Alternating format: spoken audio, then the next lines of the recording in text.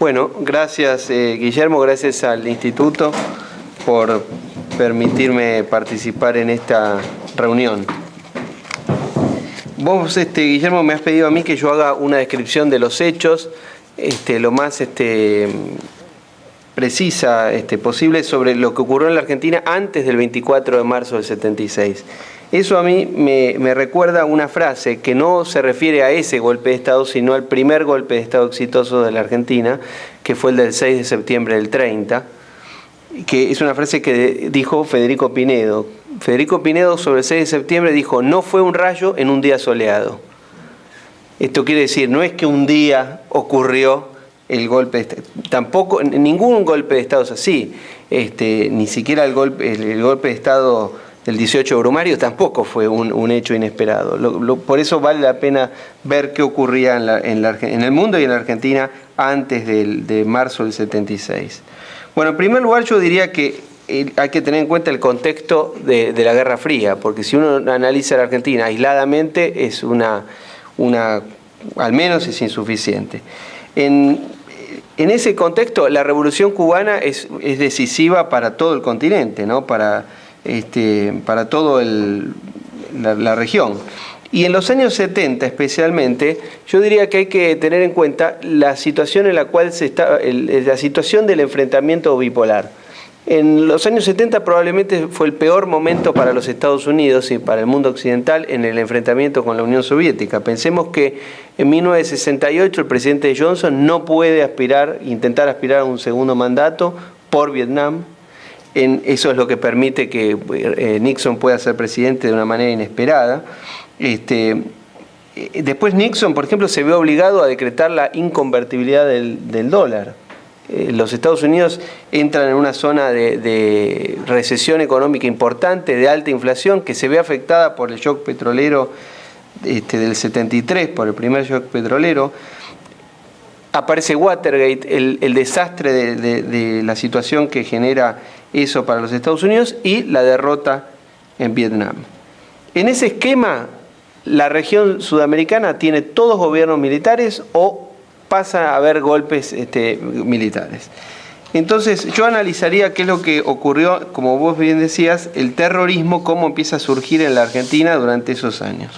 Bueno, estamos en el gobierno, hay una dictadura militar, la que va de 1966 al 76, es una dictadura que tiene un gobierno que intenta, el primer gobierno es el del general Onganía, pero para no entrar en detalles, es un gobierno que intenta una política de la no política, habla de que no hay plazos políticos. Interviene en las universidades y crea un clima cultural que se vuelve, yo diría, insoportable, a pesar de que la economía creció enormemente en esos años. La economía en los años de Onganía, del 66 al 70, crecía al 6, 7, 8% anual.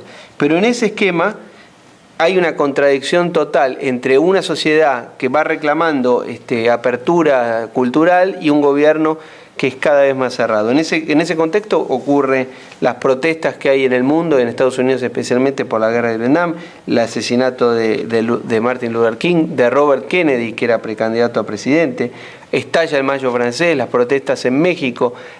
Ahí también estalla en ese año 68 que marca esa generación, estalla la crisis checoslovaca, en la cual la Unión Soviética invade el país y eso hace que eso genere una reacción muy contraria en la imagen del mundo soviético.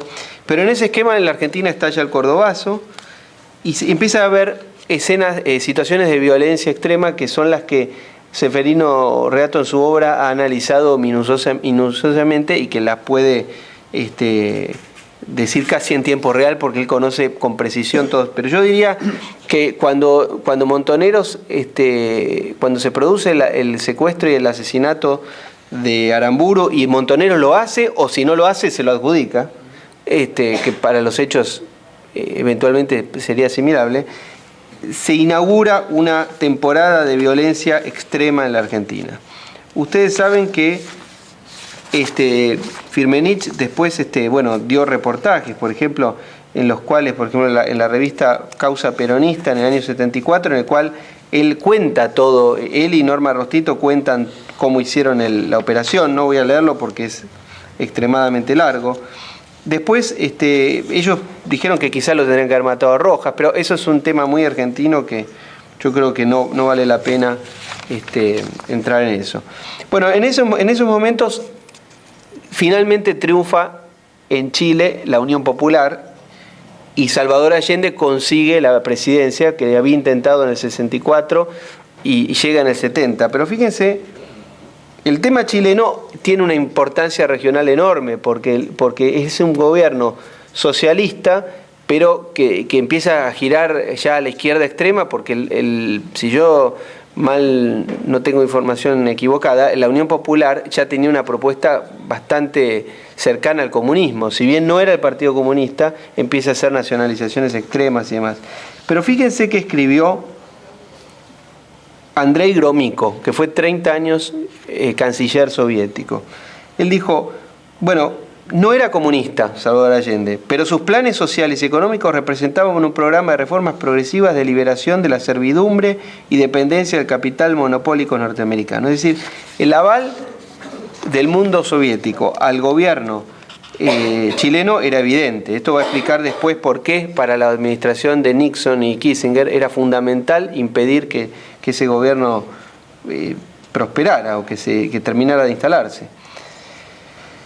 Ahora, mientras tanto, el proceso político argentino está el hecho de Perón. ¿Qué se hace con Perón? Y Perón tiene una actitud permanentemente contradictoria en esto, porque por un lado alienta las formaciones especiales y el terrorismo, digamos, el uso del terror para llegar al gobierno, pero una vez que llega el peronismo al poder en mayo del 73, bueno, Perón ya no puede, no es lo mismo que hagan que el terrorismo se utilice contra una dictadura que contra un gobierno constitucional.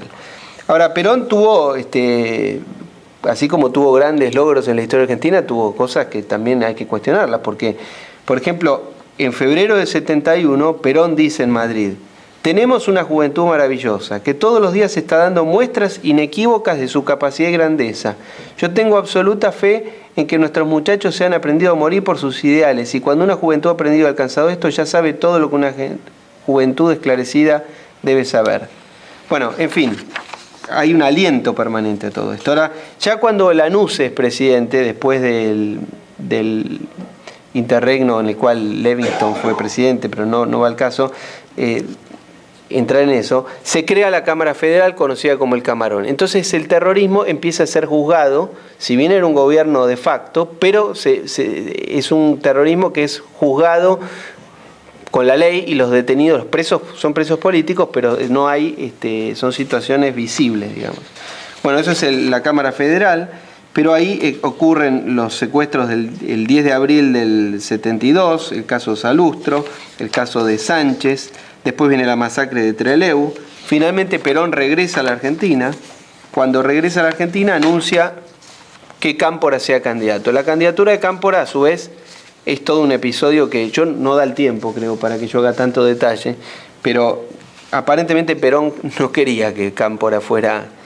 Aparentemente lo eligió porque pensó que iba a ser impugnada la candidatura de Cámpora. Pero fíjense lo que dice Perón el 4 de enero del 73 en la revista Panorama. Él dice: si yo tuviera 50 años menos, no sería incomprensible que anduviera colocando bombas. Eso lo dijo Perón en el 70. Entonces, esta contradicción siempre es permanente. Bueno, una segunda instancia ya es el del gobierno peronista, primero, que tiene la etapa de Cámpora, que es muy conflictiva y muy breve, pero la guerrilla sigue actuando, ¿verdad? Y ahí Perón, cuando vuelve a la Argentina, habla de la frase de hacer tronar el escarmiento. Pero fíjense, bueno, se produce el golpe de Estado o el autogolpe de Bordaberry en Uruguay.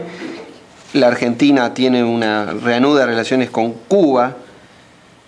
Y ahí se produce el caso chileno, que yo insisto con el caso chileno porque yo creo que es bien ejemplificador, porque el golpe de Estado de Chile del 73 es un episodio clave de la Guerra Fría. El golpe de Estado de la Argentina no es un caso típico de la Guerra Fría, porque la realidad es que la política argentina ya antes del golpe militar ya había decidido eliminar al terrorismo. Ya lo había hecho el gobierno constitucional de Isabel Perón. Ahora, fíjense la frase esta que se repite tanto, que Truman perdió China, que Kennedy perdió Cuba y que Nixon no podía perder Chile. Entonces, y en un momento en las grabaciones desclasificadas que han surgido hace poco, Kissinger dice bueno, en la época de Eisenhower nos hubieran condecorado por hacer esto. Lo que pasa es que ya no es la época de Eisenhower, ya habían pasado 20 años. Bueno, pero para analizar el clima de violencia que se vive en la Argentina, por ejemplo, tengo el testimonio aquí de Robert Hill, que fue embajador norteamericano en Buenos Aires, además de en otros destinos. Pero fíjense lo que dice en Buenos Aires. Dice, el terrorismo llegó en el año 73, presenta credenciales. Dice, el terrorismo ya había escalado, estoy traduciendo lo mejor que puedo. Dice, Perón estaba desencantado con los montoneros, una facción política con unos 25.000 integrantes. Dice, bueno, en el primer día que yo llegué, dice, de la residencia a la Cancillería, teníamos que viajar en un auto totalmente rodeado de custodia. Era más o menos 20 minutos de viaje, pero usábamos 9 tipos de rutas distintas. El auto había costado, para blindarlo, $52.000 en 1973. Esto lo dice después él en una entrevista en People en el año febrero del 78. Bueno, se produce el atentado del ERP en Azul, que eso provoca la caída del gobierno de la provincia de Buenos Aires. A su vez, el peronismo estaba totalmente dividido, había un sector del peronismo que había ganado gobernaciones importantes, como la de Buenos Aires, la de Mendoza, la de Córdoba y varias más, la de Santa Cruz, si no me equivoco, que había, con Zepernik, que estaba infiltrada por la izquierda, razón por la cual cuando matan a Rucci, cosa que ha analizado extraordinariamente bien Seferino Reato en uno de sus libros, bueno, el asesinato de Rucci es casi un hecho de terrorismo de Estado, porque lo perpetran integrantes de una asociación terrorista que cuenta con recursos del Estado, porque cuenta con nada más ni nada menos que la gobernación de la provincia de Buenos Aires. A la fecha del 25 de septiembre del 73, si no me equivoco, es el día que lo matan a Rucci, 2 días después de la elección. Bueno, está el asesinato, muere Perón, y inmediatamente que muere Perón se desata completamente la violencia, porque ahí ya el aparato del Estado y el accionar terrorista se enfrentan totalmente, porque Montoneros desconoce la autoridad de Isabel Perón, dice que el único heredero es el pueblo, con lo cual no admite la designación de Isabel Perón como sucesora en la jefatura del peronismo y en la presidencia. Matan a Monroy, que había sido ministro del Interior de la NUCE, que había hecho la apertura política, pasan a la clandestinidad, tiene lugar la operación de secuestro de los hermanos Born, que para que ustedes tengan una idea, por ese secuestro se cobraron $60 millones en 1974. Quizá más Latón acá nos puede decir, pero es como decir ahora 400 millones, no sé, 850, bueno. Calculen eso. Bueno, un tercio de ese dinero fue a Cuba. Nunca volvió, eso obviamente, como ustedes podrán imaginar. En ese esquema se dicta el estado de sitio. Bueno, la cantidad de hechos de violencia yo podría estar toda la noche contándolos, no lo voy a hacer. Pero fíjense algunos datos concretos. En julio del 75, el 1 de julio, en el año que pasa desde la muerte de Perón, 1 de julio del 74 a 1 de julio del 75, han muerto 433 personas por causas políticas, es decir, por hechos vinculados al accionar de la guerrilla. Montoneros acelera este proceso porque Montoneros decide que le conviene el golpe de Estado, porque ellos creen que eso acelera las contradicciones y que eso va a provocar la derrota del Estado y la toma del poder por parte de Montoneros. Y en ese esquema, Luder, durante un interinato, firma los decretos 2770, 71, 72, que establecen en todo el territorio nacional lo que había establecido Isabel Perón unos meses antes para la provincia de Tucumán, donde estaba concentrado un foco subversivo, que, fíjense lo que dice el decreto. Esto, repito, es del noviembre del 75, 5 meses antes del golpe de Estado. Dice, Las Fuerzas Armadas, bajo el comando superior del Presidente de la Nación, que será ejercido a través del Consejo de Defensa, procederán a ejecutar las operaciones militares y de seguridad que sean necesarias a efectos de aniquilar el accionar de los elementos subversivos en todo el territorio. Firman Luder, y los ministros. Uno de los ministros era Rukauf, que era ministro de Trabajo, después fue vicepresidente de la República, y él dijo, años después, firmaría, ya en la democracia, en el 87, cuando era candidato a diputado, declaró lo siguiente: firmaría de nuevo ese decreto, porque la policía había sido superada, y hay que ponerse en la realidad que vivíamos entonces. Había un accionar subversivo que atentaba realmente contra el conjunto de la ciudadanía. Se habilitó a las Fuerzas Armadas a que luchen contra esto, no a que cometan actos delictivos. Bueno, es largo. En el fin del 75 se funda la Asamblea Permanente por los Derechos Humanos, lo cual confirma también que toda esta situación no comenzó ni mucho menos el 24 de marzo, y así se llega a la situación final.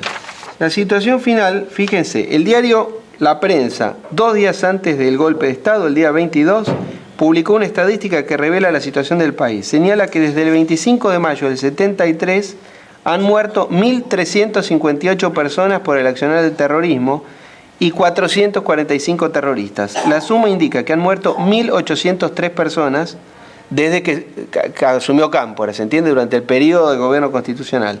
Es decir, 3 muertos cada 2 días. Esto, La Prensa, 22 de marzo del 76. Y lo último que yo les quería, a pedido de Lustó, vos me pediste también que yo comentara ya cuál es la respuesta de la democracia a todo esto.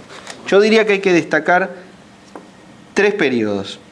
En un primer periodo es la respuesta que da el gobierno radical de Raúl Alfonsín con los juicios, el juicio de las juntas y el enjuiciamiento a las cúpulas terroristas. Que eso se logra, yo acá tengo los decretos, pero no lo voy a leer, pero sí los traje por si alguien preguntaba además. Y después se logra, ese juicio se realiza finalmente con dificultades, pero se termina realizando.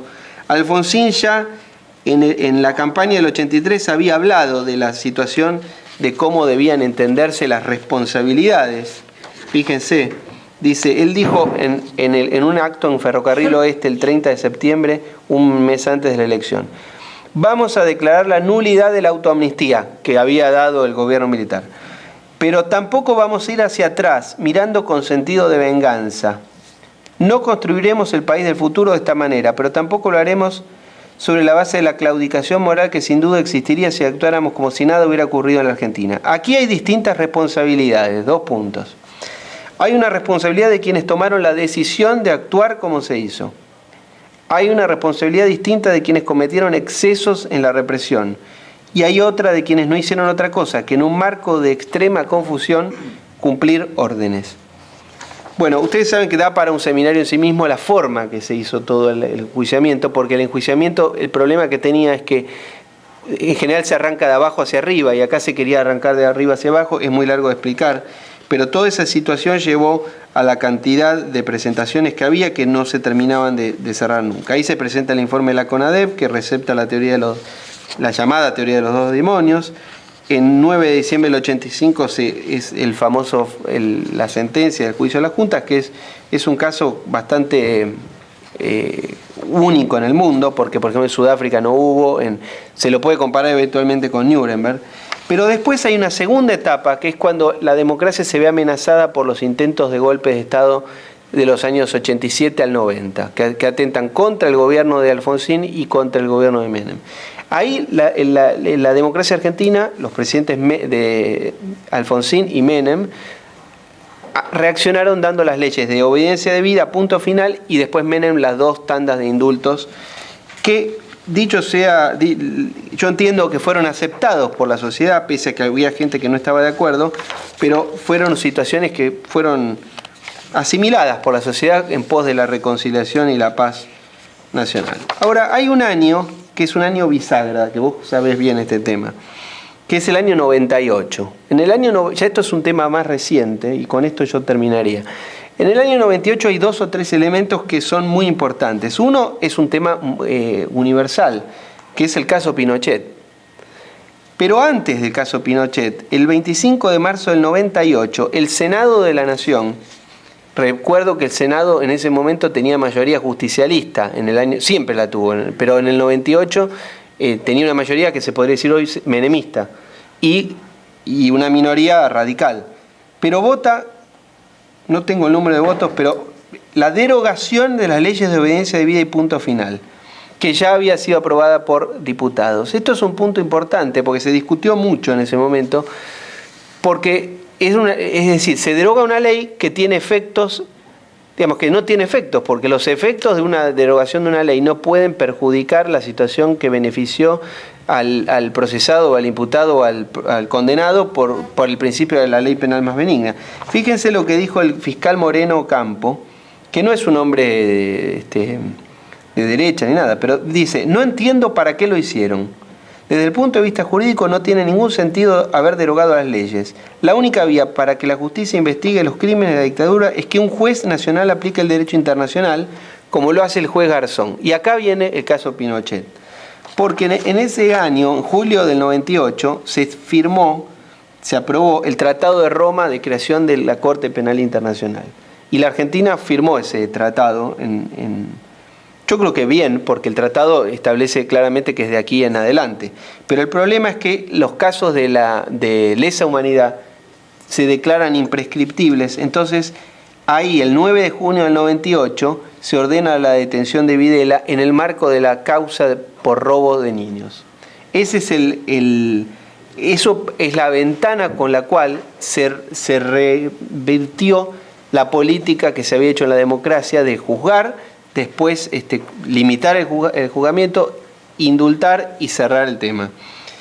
Esa situación se ve exacerbada con el caso Pinochet, que es un tema, como todos ustedes saben, que excede a la Argentina, pero que es un tema universal. Yo creo que con esto, perdón que me extendí, pero bueno, estos son muchos hechos, ¿no? Pero entiendo que más o menos es lo que vos querías que yo presentara. Gracias.